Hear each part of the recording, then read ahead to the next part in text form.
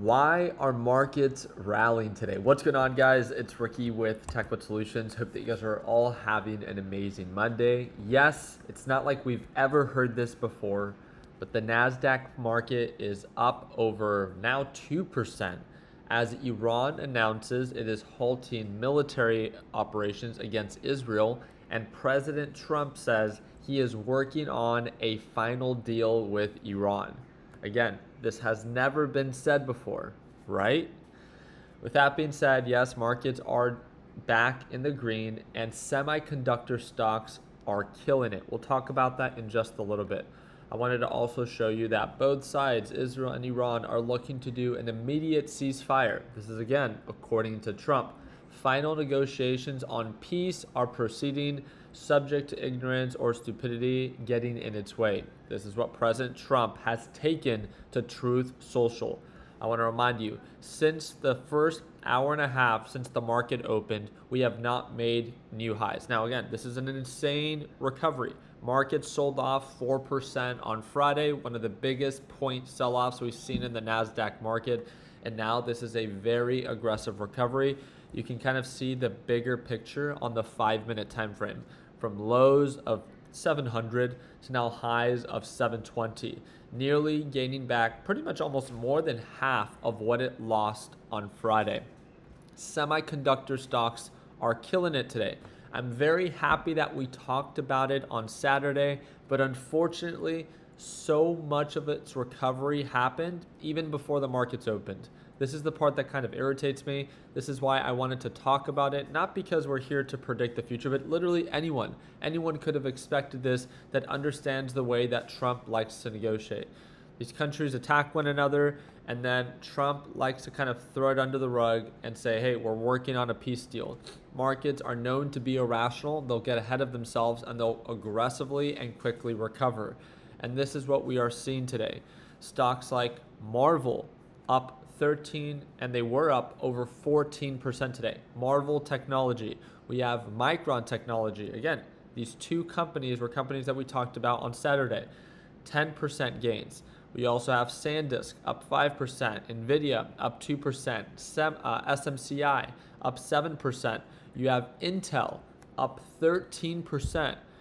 There is one other one that and I also wanted to highlight that Mag 7 companies are not doing too hot today. Meta in the red, Google in the red, Amazon in the red. What does that tell us? That more money is being pulled out of Mag 7 and poured into these speculative stocks, maybe for short periods of time, and then profit taking will come back in and then go back into these Mag 7 companies. We'll see how that actually develops, but I also wanted to show you that Oscar is one of the top performers today, and it's up 11% on the day. We also have Tesla up 5.5% on the day, and remember, the SpaceX IPO is supposed to be on Friday. We had a few LPP members ask me to go live for the IPO. I'll leave it up to you guys. I really don't want to because it's 3:30 a.m. here in Hawaii once markets open. So it would be a very early time for me to go live.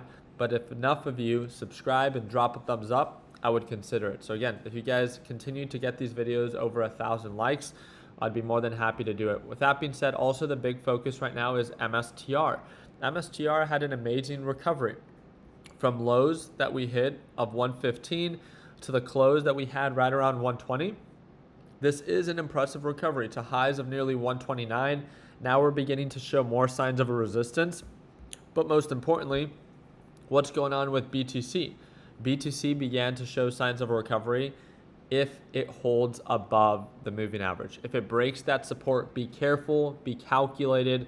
If you see a break of support and you begin to see it gapping down, just be reminded. Remember, well, why did MSTR push up today? I want to remind you, MSTR pushed up today because, well, BTC is moving up with the market. That's the first thing to know. On top of that, Michael Saylor sold $180 million worth of MSTR to buy $100 million worth of BTC and to pay dividends.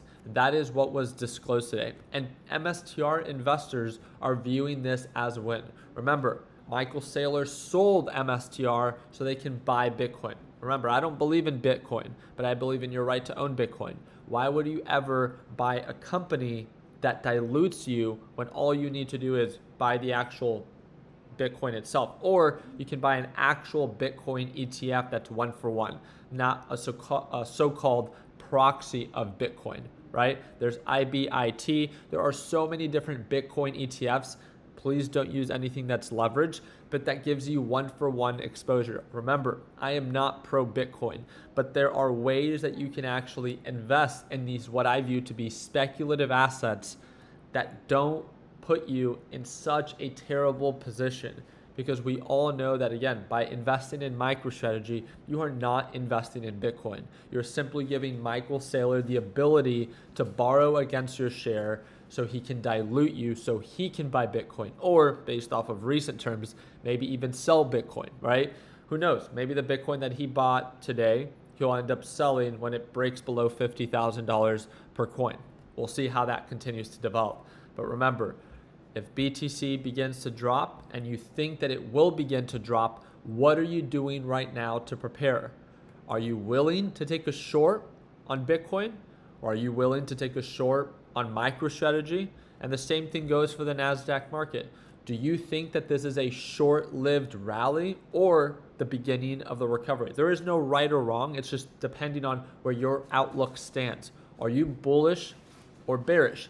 Do you see more attacks happening in the Middle East that will inject more uncertainty into the market, causing markets to drop? Or do you really believe Trump when he says this time that he is working on a final deal so he can settle things with Iran and with Israel? And if you do believe that, then it makes sense on why you're going long. But if you don't believe that, be mindful of your exposure, be mindful of your position size.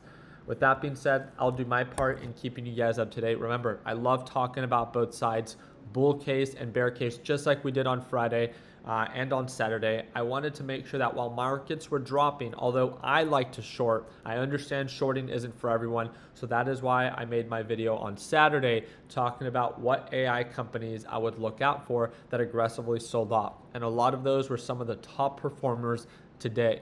Now, again, they're one of the top performers today, which means that if markets begin to drop tomorrow, they can also be some of the top losers tomorrow. So when in doubt, never be afraid to cash out, lock in those profits. It is not your money until you actually lock it in. And or if you're a little concerned, just be mindful of your position size. Remember, we talk about all of these concepts within LPP 3.0, and it also gives you access to our daily live sessions. If you want to learn more about it, and even if you just want to use our site to be able to plan out your next trade with our risk calculator, it's the second link in the description down below. Feel free to check it out, and I would love your feedback. I appreciate you guys' time. I hope that earned a thumbs up. Please consider subscribing. And like always, let's make sure that we end the year on a green note. Take care, team.